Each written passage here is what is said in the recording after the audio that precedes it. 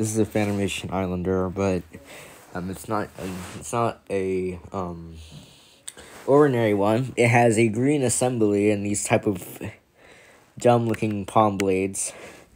There's actually a few palm leaf blades fans. I just recorded one right now. But anyway, this one has the lighter palm blades. So it is probably a good one to add to the collection this time.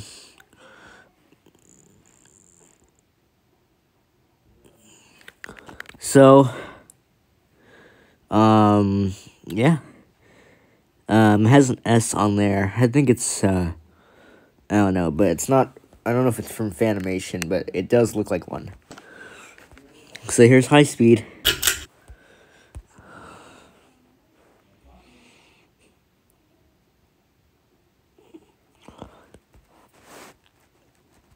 Medium. Low. Off. Yeah, there's a top view. There is no light on it. That's basically understandable, so thanks for watching. Peace.